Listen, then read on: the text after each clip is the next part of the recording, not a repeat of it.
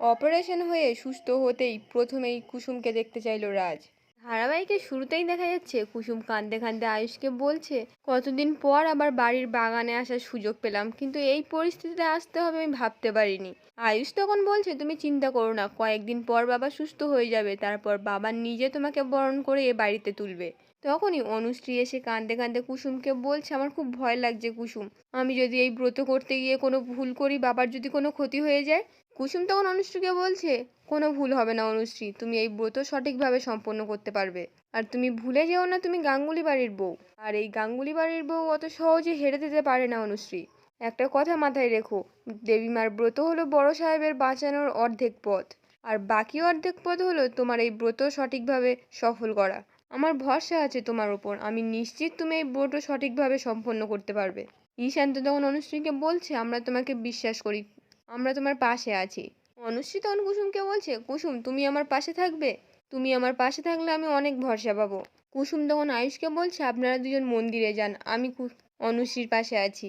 কুসুম তখন মনে মনে বলছে, ঠাকুর বড় সাহেব যেন সুস্থ হয়ে যায়। এদিকে যখন ইন্দ্রাণী রাজের সামনে বসে বলছে, আমি আছি রাজ তোমার পাশে, আমি আছি, ঈশান, অনুশ্রী, মীনাক্ষী, আমরা সবাই তোমার পাশে আছি, আমাদের কথা ভেবে তোমায় তো সুস্থ হতে হবে। এই বলে তো রাজের হাতটা নিজের মাথায় ঠেকিয়ে বলছে, তোমার আশীর্বাদ নিয়ে আমি আজ ব্রত পালনে যাচ্ছি রাজ। সাবিত্রীর মতো অত পুণ্যবতী কিনা জানি না, কিন্তু মৃত্যুর সঙ্গে পাঙ্গা লড়েও আমি তোমাকে ফিরিয়ে নিয়ে আসবো। এই বলে তো ওখান থেকে চলে যায়, আর গঙ্গার পাড়ে এসে গুরুদেবের শিষ্যকে বলছে, এই ব্রত পালনের জন্য আমাকে কি কি করতে হবে। গুরুদেবের শিষ্য তখন বলছে, এই গঙ্গা জলে স্নান করে প্রথমে নিজেকে শুদ্ধ করতে হবে, তারপর আপনার পুত্রবধূকে ভিক্ষে সংগ্রহের জন্য বেরোতে হবে। ইন্দ্রাণী তখন গঙ্গা থেকে ডুব দিয়ে উঠে এসে বলছে, এবারে বলুন কি করতে হবে। গুরুদেবের শিষ্য তখন বলছে, এবারে আপনার বৌমাকে ভিক্ষে সংগ্রহে বেরোতে হবে, একবার খোঁজ নিয়ে দেখুন সে কি প্রস্তুত। এদিকে তখন অনুশ্রী গুরুদেবকে বলছে, বলুন গুরুদেব, আমাকে এই ভিক্ষের জন্য কি কি করতে হবে। গুরুদেব তখন বলছে, প্রথম 5 বাড়ি থেকে ভিক্ষে করতে হবে, চাল ডাল সবজি এসব সংগ্রহ করতে হবে। আর মনে রাখবেন, এই ব্রত চলাকালীন আপনাকে মৌনব্রত পালন করতে হবে, নিজের পরিচয় কাউকে জানতে দেওয়া চলবে না। 5 বাড়ি ভিক্ষে করে যা শস্য পাবেন সেটা দিয়ে একটা ভোগ বানাতে হবে। আর মনে রাখবেন, এই ব্রত চলাকালীন আপনাকে ছেড়ে যাওয়া চলবে না, থামাও যাবে না। আশা করি সবটা পরিষ্কার। এই বলে তো নিজের থলেটা হাতে দিয়ে বলছে, এবারে আপনার ব্রত শুরু করুন। কুসুম তখন বলছে, আমি কি ওনার সঙ্গে যেতে পারি। গুরুদেব তখন বলছেন, না, ভিক্ষা সংগ্রহ থেকে ভোগ রান্না পর্যন্ত কাউকে সঙ্গ দেওয়া চলবে না। এই বলে তো ওখান থেকে চলে যান। আর অনুশ্রীও যখন ভিক্ষের জন্য বেরিয়ে পড়ে, কুসুম তখন একা একা বলছে, তুমি দেখো ঠাকুর, আজ যেন সব ভালোই ভালোই মিটে যায়। অনুশ্রী তো ভিক্ষের জন্য চলে গেল, আর দেবীমার কাছে ছোট সাহেব আর ঈশান সাহেব আছে, তার মানে হাসপাতালে এখন বড় সাহেবের পাশে কেউ নেই। এই বলে তো কুসুম হসপিটালে চলে যায়। এদিকে তখন গুরুদেবের শিষ্য ইন্দ্রাণীকে বলছে, এবারে আপনার দ্বিতীয় ধাপ শুরু হবে। ইন্দ্রাণী তখন বলছে, আমি যে কোনো মূল্যে এই ব্রত সম্পূর্ণ করব, আমার যে কোনো মূল্যের রাজকে ফিরে পেতে হবে। আপনি বলুন আমার দ্বিতীয় ধাপে কি করণীয়। গুরুদেব তখন একটা থালায় জল আর তুলসী পাতা দিতে বলে, তারপর থালাটা মাথায় নিয়ে মন্দির প্রদক্ষিণ করতে বলে, তারপর বলে, মনে রাখবে এই থালা থেকে জল যেন না চলকে পড়ে, তাহলে রাজের আয়ু কমে যাবে। ইন্দ্রাণী তখন গুরুদেবের কথা মতো থালাটা মাথায় নিয়ে মন্দির প্রদক্ষিণ করতে শুরু করে। এদিকে যখন কুসুম হাসপাতালে একা একা বলছে, বাড়ির কেউ না ফেরা অবধি আমাকে এখানেই থাকতে হবে, এখানে যদি কোনো দরকার পড়ে। তখনই একজন নার্স এসে কুসুমকে বলছে, আপনি কি রাজশেখর বাবুর বাড়ির লোক, তাহলে ডাক্তারবাবু আপনাকে উপরে ডাকছে। কুসুম তো তখন কেবিনে গিয়ে রাজকে হাঁপাতে থেকে কাঁদতে কাঁদতে ডাক্তারবাবুকে বলছে, দেখুন না ডাক্তারবাবু, মানুষটা কেমন ব্যথায় ছটফট করছে, আমি হাত জোর করছি, ওনাকে তাড়াতাড়ি সুস্থ করে তুলুন। ডাক্তার তখন বলছে, দেখো ওনার অপারেশনের অনেকটা দেরি হয়ে গেছে, বিপদ আরও বেড়েছে, অবস্থা খুবই খারাপ, এই সময়ে কি করতে হবে তা নিয়ে আমাদের বড় সিদ্ধান্ত নেওয়ার দরকার আছে, আপনি ওনার স্ত্রীকে ডাকুন প্লিজ। কুসুম তখন বলছে, দেবীমা তো এখানে নেই এখন, উনি বাইরে আছেন, আপনারা অপারেশনটা শুরু করুন না। ডাক্তারবাবু তখন বলছেন, অপারেশনটা খুব রিস্কি, বন্ডে সাইন না করলে আমি অপারেশনটা করতে পারবো না। আগের দিন সাইন করার আগেই উনি অসুস্থ হয়ে পড়েছিলেন, তাই সাইন করা হয়নি। কুসুম তখন বলছে, ওই বন্ড পেপারে কি লেখা আছে।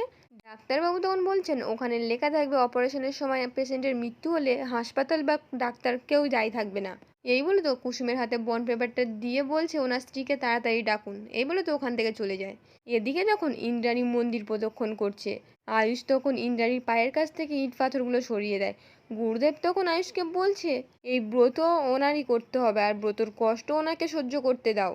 তখনই তো ইন্দ্রাণীর পায়ে একটা কাঁচ ফুটে যায়। ইন্দ্রাণী চিৎকার করে ওঠে।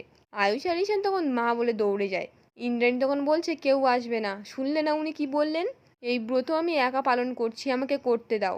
তখন তো ইন্দ্রাণীর পায়ে থেকে রক্ত বেরোচ্ছে। সেই অবস্থায় ইন্দ্রাণী মন্দির প্রদক্ষিণ করতে শুরু করে দেয়। তখনই আয়ুষের ফোনে কুসুমের ফোন আসে। আয়ুষ ফোনটা তুলতেই কুসুম কাঁদতে কাঁদতে বলছে, ডাক্তারবাবু বলেছেন এখন অপারেশনটা না করলে আমরা বড় সাহেবকে হারিয়ে ফেলবো।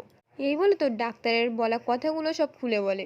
তারপর বলছে ডাক্তারবাবু বলেছেন বন্ড পেপারে সই করতে হবে দেবীমাকে। আয়ুষ তখন বলছে দাঁড়াও আমি মায়ের সঙ্গে কথা বলে বলছি। এই বলে তো ইন্দ্রাণীকে গিয়ে বলছে ডাক্তারবাবু বলেছেন ইমিডিয়েটলি অপারেশনটা করতে হবে, আর অপারেশনটা করলে 2% বাঁচার সম্ভাবনা আছে। ইন্দ্রাণী তখন বলছে এরকম কিচ্ছু হবে না, আমি যাব। তখনই গুরুদেব বলছে ব্রত কিন্তু মাঝপথে ভেঙে গেলে সর্বনাশ হয়ে যাবে। ইন্দ্রাণী তখন বলছে আমি কোথাও যাব না, যে কোনো মূল্যে এই ব্রত পালন করব। এই বলে তো আবার হাঁটতে শুরু করে। আয়ুষ তখন কুসুমকে ফোনে বলছে মা এখন যেতে পারবে না, তোমাকে কিছু একটা ব্যবস্থা করতে হবে। এই বলে তো ফোন রেখে দেয়। কুসুম তো তখন কাঁদতে কাঁদতে মীনাক্ষীকে বলছে ছোট ম্যাডাম আপনি প্লিজ বন্ডে সাইনটা করে দিন। মীনাক্ষী তখন কুসুমকে বলছে তোমার মাথা ব্যথা খারাপ হয়ে গেছে নাকি, আমি ওইসব সই টই করতে পারবো না। তারপর দাদা যদি মরে যায় দিদি আমার গলা টিপে শেষ করে দেবে। কুসুম তখন মীনাক্ষীকে বলছে আপনি এত স্বার্থপর আমি ভাবতেও পারছি না। মীনাক্ষী তখন বলছে তুমি তো স্বার্থপর নও, তুমি তাহলে গিয়ে অপারেশনের দায়িত্ব নাও না। সেই মুহূর্তে ডাক্তার এসে বলছে এই মুহূর্তে অপারেশন না করলে আমরা পেশেন্টকে চোখের সামনে মরতে দেখব। এই বলে তো ওখান থেকে চলে যায়। কুসুম তো তখন কাঁদতে কাঁদতে মীনাক্ষীকে বারবার সই করার জন্য বলে। মীনাক্ষী তখন বলছে আমি বললাম তো সই করতে পারবো না, ব্যাস। কুসুম তো তখন কি করবে বুঝতে না পেরে আয়ুষকে ফোন করে। আয়ুষ তখন কুসুমকে বলছে আমরা এই মুহূর্তে যেতে পারবো না, এখন হসপিটালের দায়িত্ব সব তোমার। তুমি কিন্তু গাঙ্গুলি বাড়ির বড় বউ, এই সিদ্ধান্ত নেওয়ার অধিকার তোমারও আছে, তাই এই বন্ড পেপারে তুমি সই করবে। এই বলে তো ফোন রেখে দেয়। অন্যদিকে দেখা যাচ্ছে অনুশ্রী রাস্তায় হাঁটতে হাঁটতে মনে মনে বলছে 4টে বাড়ি থেকে ভিক্ষে তোলা হয়ে গেছে, বাকি থাকলো আর একটা বাড়ি, তারপর ভোগ রান্না করলেই শেষ, আর এই বাকিটুকু আমি নিশ্চয়ই করতে পারবো। এদিকে তখন কুসুম তো বন্ড পেপারে সই করবে, তখনই মীনাক্ষী হাত থেকে পেপারটা কেড়ে নিয়ে ডাক্তারবাবুকে বলছে ওই মেয়েটা আমাদের বাড়ির কাজের লোক ছিল, ইন্দ্রাণী গাঙ্গুলি বাড়ি থেকে বের করে দিয়েছে। তাহলে আজকে সেই মেয়ের সইতে দাদার অপারেশনটা কি করে হয়?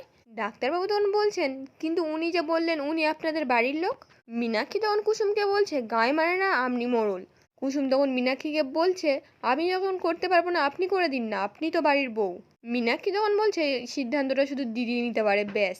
কুসুম তখন বলছে ডাক্তারবাবু কি বলছেন শুনতে পাচ্ছেন না, হাতে বেশি সময় নেই। মীনাক্ষী তখন বলছে কতটা সময় আছে সেটা আমরা বুঝবো, তোমাকে ভাবতে হবে না কুসুম। কুসুম তখন মীনাক্ষীর হাত থেকে বন্ড পেপারটা কেড়ে নিয়ে সই করে দেয়। তারপর ডাক্তারবাবুকে বলছে আমি বড় সাহেবের বড় ছেলের আয়ুষ্মান গাঙ্গুলি স্ত্রী কুসুম গাঙ্গুলি, গাঙ্গুলি বাড়ির বড় বউ, আর উনি আমার শ্বশুরমশাই হন। যত তাড়াতাড়ি সম্ভব অপারেশনটা যাতে শুরু হয় সেই জন্য আমি এই কাগজে সই করেছি। এই বলে তো ডাক্তারবাবুকে বন্ড পেপারটা দিয়ে বলছে আমি সই করে দিয়েছি, আপনারা যত তাড়াতাড়ি সম্ভব ওনাকে অপারেশন রুমে দিয়ে যান। ডাক্তারবাবু তখন বন্ড পেপারটা নিয়ে ওখান থেকে চলে যায়। কুসুম তখন মনে মনে বলছে ওই কাগজে সই করা ছাড়া আমার কাছে কোনো উপায় ছিল না ঠাকুর, তুমি দেখো বড় সাহেব যেন সুস্থ হয়ে যান। আজকের পর্বটি এখানেই শেষ হয়ে যায়। কেমন লাগলো কমেন্টে জানাতে ভুলবেন না।